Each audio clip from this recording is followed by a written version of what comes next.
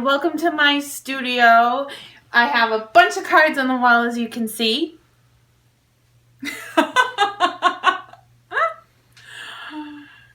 And an awesome photographer. Anyway, have you ever sat down to make a card and realized that you don't know how to cut your paper? Well, about 8 years ago, I sat down with my customer, Lori, not unlike I've done before, and I helped her make a card template. So that's what we're going to do today. We're going to take some really basic designs and make your first card template. So what you might want is some Whisper White cardstock, or you can even do it like I did Lori's on copy paper. But I'm just going to sit down and we'll make our first card template together, and then every week for the next 4 weeks I'll do a sketch challenge that builds on the next lesson. So you'll have 4 weeks and 4 chances to make a card, and hopefully by the end you'll feel really confident about cutting your cardstock and measurements. Let's get started. I want to show you my favorite trimmer. It's put out by my company, Stampin', and it's got a fancy lock right here, so that if you're traveling to a retreat or if you're throwing your cutter in your bag and you're taking it between locations, that you can unlock it and open it.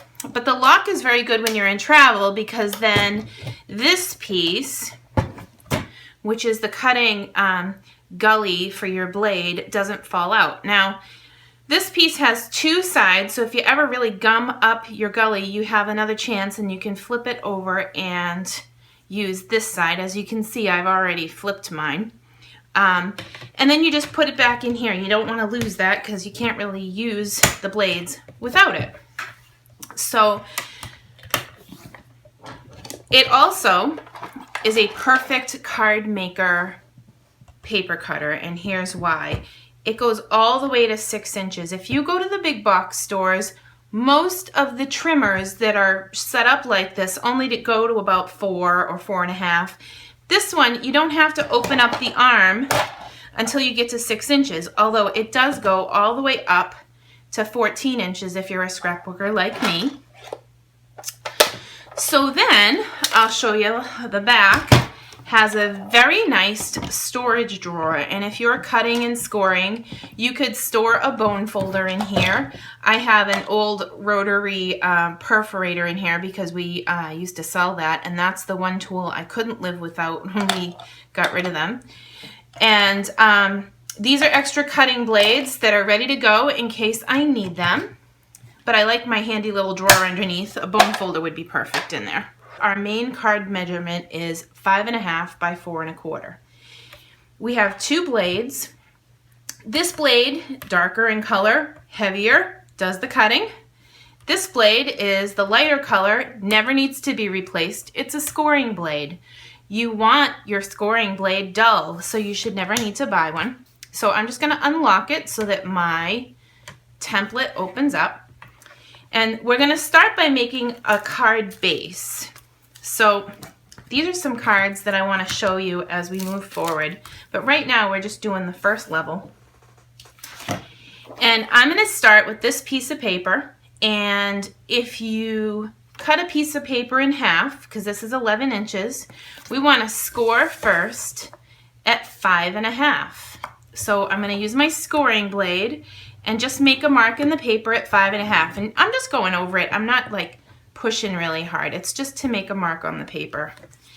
And then I'm going to flip my paper and I'm going to cut it in half going the other way. So we go, it's always a 1/4 sheet of paper times 2 for a card base. So let me show you. We'll cut it in half here at 4.25. And here is my first template. So because this is a template and we're going to come back to it in case we forget, I'm going to mark that this is 4.25. And I'm also going to mark that this is 5.5. And then if you were going to go the whole length of this card, it's 11. So this one is 11 by 4.25, and it's scored at 5.5. So the score mark is 5.5. Cool stuff. Here, I can even draw across that. Okay, perfectly crooked. So that's the first way that you can make a card base. Now, if you wanted to, you can go the other way. So that means that instead of scoring at the 5.5 marker, we're gonna score the long way at 4.25. So let's try that. This is just 2 basic card bases, and it's basically the way I go every single time. So now we've got our paper going the long way on the 8.5, the long way against the blade, and I'm gonna score at 4.25. And hopefully you remember what we scored at last time. But half of 11 is 5.5. So these numbers never change in the U.S. anyway. In other countries, they have different measurements. They measure in centimeters, and the paper is a little different. Okay, so this card base. Oh, and here's another question I always get. So there's a divot here. I don't know if you can see it. I have the camera pretty high up, so it'll catch the whole paper cutter. But there's a bump on this side. I always fold towards the bump, because if there's extra stuff that would pop out when you fold it this way, it gets hidden when you fold it towards the bump. So toward the bump. And then this card is a total of 8.5 by 5.5, and our score mark was at 4.25. So it's the same thing as the other one, it's just going the other orientation. This is especially helpful when you're taking pictures of cards and you got them setting up on a table and they fall down on you. Sometimes you need it to go this way so that you can stand it up and take a picture of it easier. So that's why I do the 2 different card bases. Sometimes you want one, sometimes you want the other. Okay, so I'm going to talk about 2 more layers, layer 2 and layer 3, but there are 2 ways you can go. On this one, the sweet sugar plum and the crumb cake layer are both cut to 5.25 by 4. Now, of course, I don't expect you to remember all of that.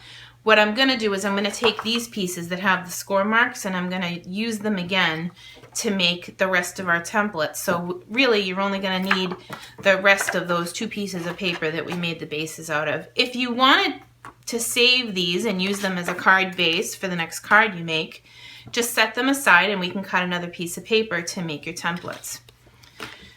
So notice how wide these 2 borders are and how thin this border is. So all 4 cards, the white layer that's on layer 3 is cut to 5 by 3.75. So I think we'll do that layer first. We'll do layer 3 first. So we need 2 pieces here at 5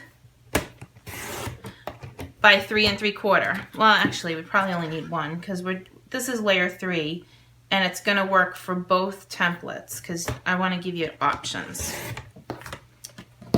So we're going to call this layer 3. So those 2 were the base layers. Then there's layer 2, then there's layer 3, and this is 5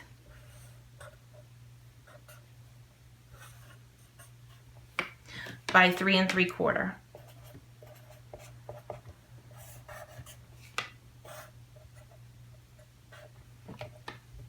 Okay. So I'm going to leave that there and then talk about the differences. Sometimes you want a nice big border and you want them all to be even. I tend to do this layering structure more. The white is both the same size, but if you look, the pink on this one has a thinner border than this one does. So this one is 5.25 by 4. This one is 5 1/8 by 3 7/8. Now that might sound confusing. I can do another separate, ruler for you, a 1-inch marker, so you can see what that looks like. But all that means is this goes up by 1/4 inch every time. On this one, it's 5.5, and the white is still 5, but then this is just 1/8 of an inch bigger. That means that on all sides, it's 1/16 of an inch bigger, and you just have a little bit of the pink peeking out. And I actually tend to go for this look more. I like to take my card bases, or take my card layers, and alternate the size of my border. So to cut one of those, we're just gonna do, let's do the 5 1/4 first. That's if you want to have even 1/4 inch layers on your card. 5 1/4 by 4. And one other thing about this paper cutter I love, there's a line that goes all the way up every 1/4 inch, so you don't get lost where you need to be. You can tell that your paper is straight. So that's layer 2B.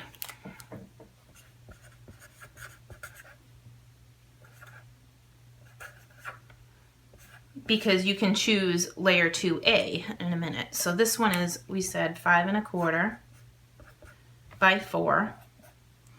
And then if you want, so this is the thicker even border.